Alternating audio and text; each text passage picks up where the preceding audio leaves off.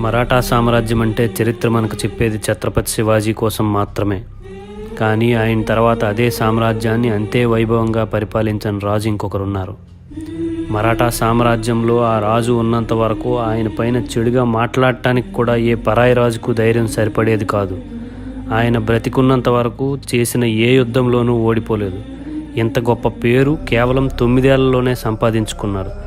కానీ శత్రువుల చేతుల్లో అతి క్రూరంగా హింసించబడి చంపబడ్డాడు. అసలు ఏం జరిగింది, ఎవరా మహారాజు అనే విషయాన్ని ఈ వీడియోలో తెలుసుకుందాం. సంభాజీ మహారాజ్. ఈయన ఛత్రపతి శివాజీ కొడుకు. మరాఠా సామ్రాజ్యాన్ని ఈయన పాలించింది 9 ఏళ్లే అయినా సంభాజీ పాలించినన్ని సంవత్సరాలు ఏ ఒక్క పరాయి రాజు కూడా మరాఠా సామ్రాజ్యంలో ఒక్క పల్లెటూరు కూడా గెలవలేకపోయారు.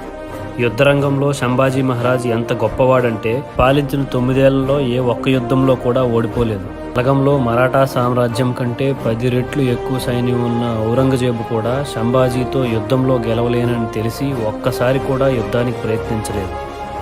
ఎలాగూ యుద్ధంలో గెలవలేము అని తెలుసుకున్న మొఘల్ చక్రవర్తి కుట్ర పన్ని సంధికి ఒంటరిగా రమ్మని పిలిచి సుమారు 500 మంది సిబ్బందితో కలిసి దొంగతనంగా బంధించాడు.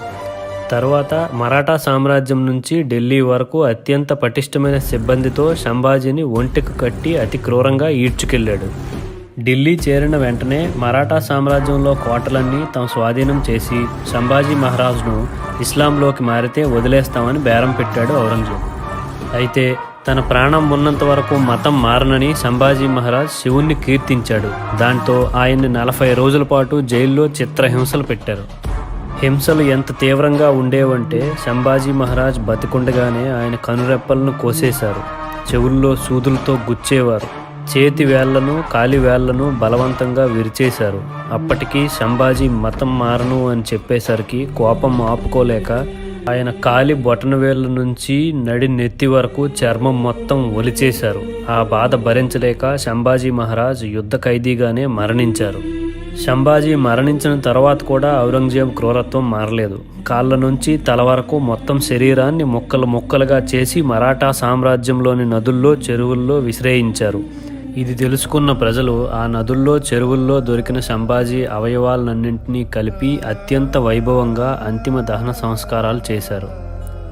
ఆయన ఆత్మకు శాంతి చేకూరాలని కొన్ని వారాల పాటు మరాఠా సామ్రాజ్యంలో ప్రజలందరూ ఉపవాస దీక్షలు చేశారంటేనే అర్థమవుతుంది సంభాజీకి ప్రజల్లో ఎంత ఆదరణ ఉండేదో. ఇన్ని హింసలు పెట్టినా తన మతాన్ని వదులుకోలేదు, తన సామ్రాజ్యానికి ద్రోహం చేయలేదు. కాబట్టే సంభాజీ మహారాజ్ను ధర్మవీర్ అని బిరుదు ఇచ్చారు ప్రజలు. ఇది ఛత్రపతి శివాజీ తర్వాత మరాఠా సామ్రాజ్యాన్ని పాలించి తన మతం కోసం తన సామ్రాజ్యం కోసం శత్రువుల చేతుల్లో అత్యంత క్రూరంగా హింసించబడి వీరమరణం పొందిన మన మరాఠా వీరుడు సంభాజీ మహారాజ్ కథ.